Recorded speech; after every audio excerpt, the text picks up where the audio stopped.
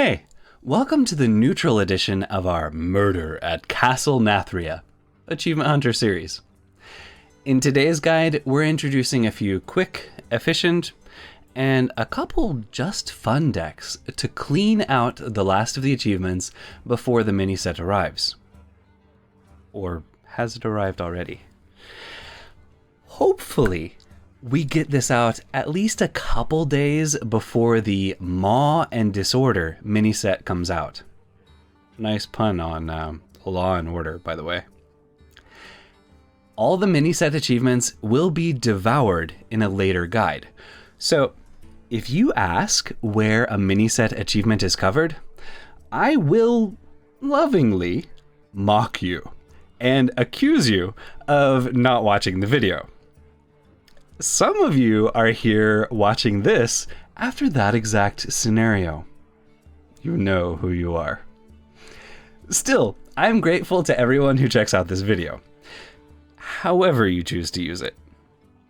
Anyway, so that this intro doesn't crash the entire video, let's go ahead and get into it. This should be interesting. For almost all of the neutral achievements, we're introducing one standard and one wild deck. I'll explain the exceptions when we get to them. As always, there are timestamps and deck codes for each achievement covered in this video's description and the comments section, in case you're in a mad rush to be done with a specific achievement. And now, let the performance begin. We'll go ahead and start with the achievement using Dinner Performer to summon 16 unique minions. While we've included 2 decks here as a nice starting point, you'll want to keep track of which minions she summons each time and swap them out with other cheap minions that feel nice to summon. Both decks here have Shadow Steps alongside a couple other tools to help you find Dinner Performer and get extra progress with her per game. So unless she's late to perform, aka hiding at the bottom of your deck, this one shouldn't take long to finish. Best of luck making this a swift and enjoyable performance. Another achievement which may be easier to finish by adjusting or swapping decks quite a bit is the Imitation Game achievement. You could just toss Creepy Painting into decks from 10 different classes and make sure that class's minion dies for the painting to transform into. But I used the deck shown here to knock out this achievement across 9 games in Wild and 5 games in Standard. The Priest deck is limited to giving progress towards Priest and whatever the opponent happens to be, so if you've already completed the transformation for the opponent's class, you may just want to requeue into a different opponent. Hence the reason we went for Thief Rogue in Standard. Just remember that if multiple minions die simultaneously for the Creepy Painting to transform into, whichever one was summoned the earliest is what it'll become. As long as you keep track of which classes you have credit for along the way, this one shouldn't be too tough to finish. Have fun imitating minions from all 10 classes. And we've got one final unusual achievement to cover before diving into the rest, which have pretty straightforward deck lists. Since the Suspicious Alchemist, Usher, and Pirate span across 3 classes, we've got one for each, all in Standard for this one.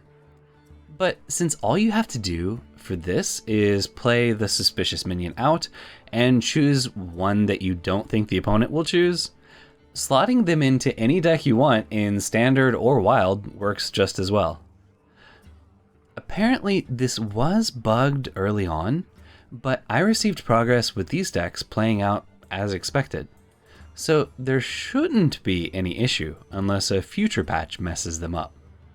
Good luck tricking your opponent into a classic blunder with each of these suspicious characters. While Prester Druid was plaguing the ladder before Castle Nathria, it hasn't been very popular this expansion. Perhaps due in part to Steam Cleaner existing as a counter? Yeah, probably not. But that would be one useful way to get progress on this achievement. Without encountering a Presto Druid or Kazakusan player, the only efficient way to get progress on this in Standard is to replace your own deck with a card like the Fires of Zinashari and delete it. But in Wild, you can use Steam Cleaner to set up for a quick Mechathune finisher of rushing Animated Broom and Voodoo Doll into an opponent's minion for lethal, when paired with Renounce Darkness to transform all your Warlock cards into another class's cards and deleting the ones still hiding in deck. So Renounce Darkness is no longer a nearly guaranteed way to lose the game. With a little luck, you can destroy this achievement and opponents across just a couple games. Enjoy running your own, short-term, dry cleaning service. Now let's move on to a few of the one and done achievements, starting with the one for Sin-Fueled Golem. To end your turn with a 20 attack or higher Golem, you could just buff it in hand and on board, but we decided to go with decks utilizing its built-in Infuse mechanic by ensuring even if all the smallest minions in the deck die while it's in hand, we'll finish the achievement. Abyssal Depths and Demon Hunter can pull Vandar and a Sin-Fueled Golem into hand, and the Relic package alongside Vandar and Sigil of Reckoning can help us get our big minions onto the board to fuel our Golem a bit faster. Or you could drop a 50-50 Sin-Fueled Golem onto the board thanks to Blood of the Ancient Ones dying to summon the 30-30, the Ancient One. The opponent does have to clear the Ancient One, or you get a smaller Golem from a third Blood played naturally instead of summoned by Dimensional Ripper. But you get to summon and drop massive minions turn after turn either way. Well, as long as opponents don't transform them into sheeps or frogs, that is. But then you probably have to queue up another game to finish this. Still, it's fun to drop a massive armory onto the board all at once. Enjoy. To be perfectly honest, I am extremely bad at guessing all 3 cards from Murloc Homes. So, the Thief Priest decks here are built with the intent of giving you multiple chances to look at what's in the opponent's hand before you play Homes. And Bran or Seance can give you a second or sometimes even a third chance per game if needed. Since Murloc Homes is a Murloc, you can get a copy of him from Amalgam of the Deep if he's chosen to avoid your collection. Aside from that, the rest is up to your skills of deduction and maybe a little bit of luck, my dear Watson. Good luck. Theatar. As a player of decks often aiming to do fun things with somewhat complex combos, I loathe this card.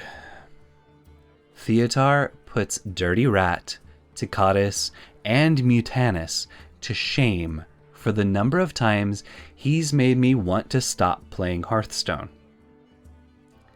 Hopefully you own a copy, and if you do, you've most likely finished this. If not, these decks are both built with only common and legendary cards, so you can usually choose whichever one is available in the opponent's hand and swap it with the one you need from your hand. Some of the cards generated by Thief cards won't be common or legendary, so dump them beforehand if needed. Best of luck maintaining your sanity through a meta where Theatar makes the cut in over 50% of decks. Moving on. Everyone got a copy of Sire Denathrius when Castle Nathria started, and he's not only a fun card to play, but he's also pretty easy to charge up for a sizable battlecry. And damage he does on board counts towards this as well, so 600 damage goes by remarkably quickly. In Standard, we've got your standard Ramp Druid with a few extra token minions to fuel Denathrius's battlecry for a massive finisher. However, in Wild, you might be able to do 300 or more damage with Denathrius in a single game. That is, if you're able to play Necrotic Geist targeted by both Ethereal Augmerchant and Death Speaker, followed by Wicked Shipment and several copies of Defile for hundreds of ghouls to die and infuse Denathrius's battlecry. Oh, and your opponent not to concede during the very long animation of the combo turn. It may take quite a few games to get the best result, but it is really fun to hit opponents with 100 or more damage from Denathrius fairly consistently. Have fun with this one. If you've done the Druid, Rogue, and Shaman location-based achievements, you've likely doubled the requirement for this one.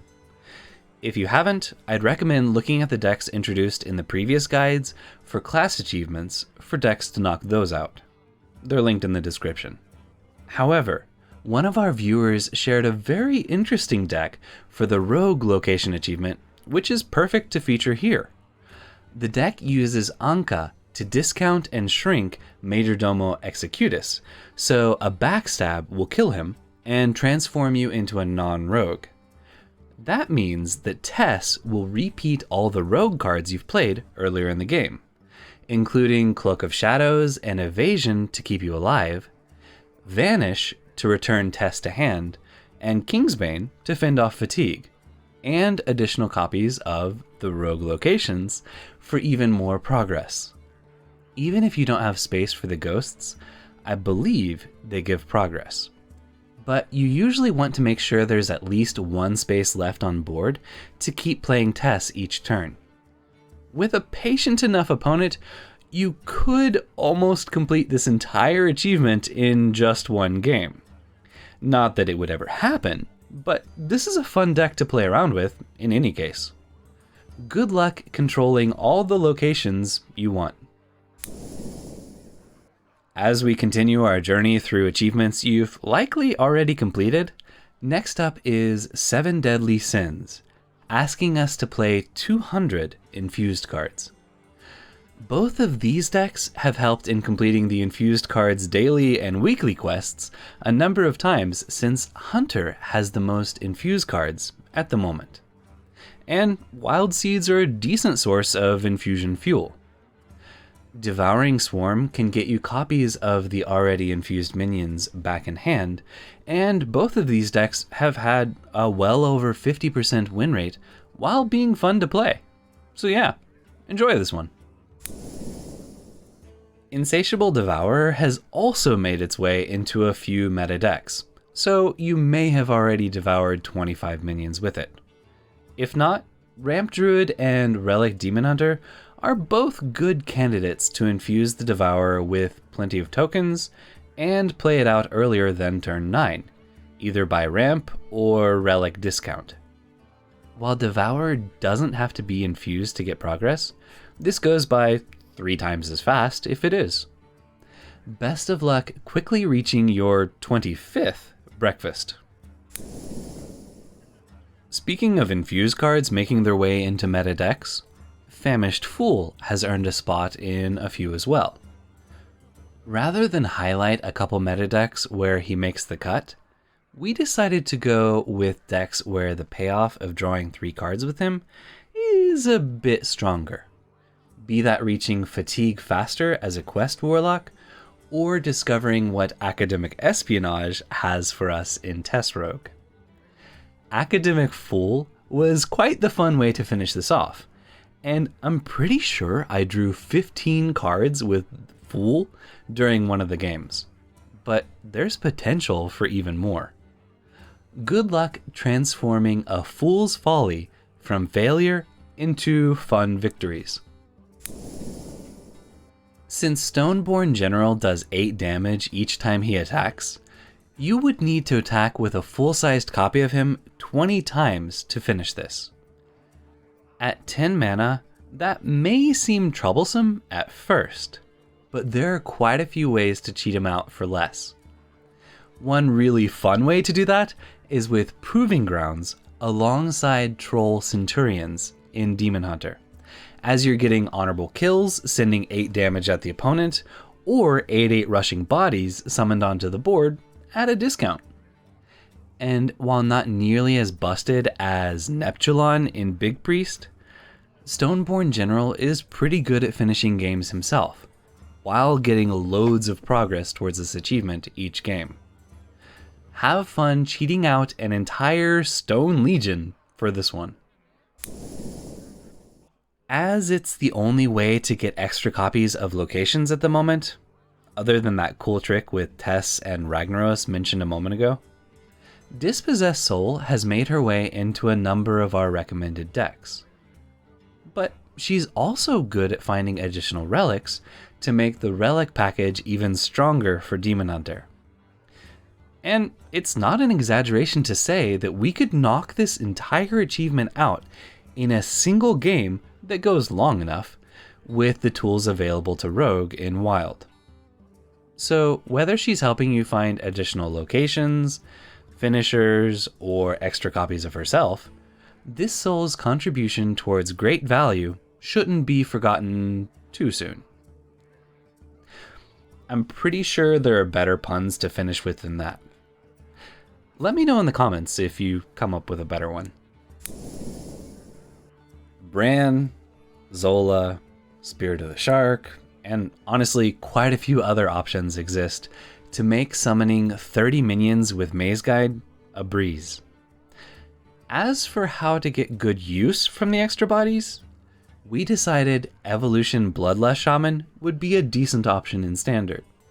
And while Rogue doesn't have anything like Bloodlust to leverage the extra bodies into burst damage, it does have the tools to keep flooding the board with a swarm of guides and 2-drops to whittle the opponent down. I think my bias towards Rogue is showing, but they really do have the tools to help knock out quite a few of these much faster. Try not to get lost in all the 2-drops as you knock this one out. And the final neutral achievement, until the mini-set arrives, is No Country for Old Blanchy. A couple things I learned while testing decks for this achievement were that Xyrella repeating Sinrunner's Deathrattle counts towards this, and any minions it kills on board also give credit towards the achievement. So that means that Bees diving into Sinrunner gives 4 points of credit and makes it easier to kill off into an enemy minion, often getting 2 additional kills. During most of the games with Sinrunning Bees, 1 copy of Bees went into Linecracker to get 81 to 226 armor, and the other copy donated for progress towards this achievement. And don't get me started on how many extra copies of Sinrunner Amulet of Undying summoned, and how powerful Xyrella melting the opponent's board felt while playing Vandar's Sinful Mount. Both of these decks felt fun and powerful. You may have to put Blanchy down, but you'll get a lot in return for doing it. Best of luck. And that's a wrap. If you found this helpful, drop a like. With sufficient scuttlebutt in the comments and likes on the video, YouTube will extend an invitation to other hunters looking to demolish these achievements. There will be one more video in this series dredging through the mini-set achievements, so be sure to check back or subscribe so that you don't need a forensic specialist to help find future videos. If you have any questions or suggestions, definitely share them in the comments. Our Twitch channel is at twitch.tv/newboldva, but it is on an indefinite hiatus as I shift focus towards my audiobook narration and voice acting career. One amazing way you could support me as I step into audiobook narration and voice acting would be to subscribe to my second channel, linked in the description and comments. There aren't any videos over there yet, but starting in October, I'll be releasing one edited story narration about once per month. If you have fun, copyright-free Halloween, Thanksgiving, and Christmas stories you'd be interested to hear narrated by me, let me know in the comments. But yeah, that's it for today's video. So remember, you're awesome. Thank you for watching, and have an awesome day.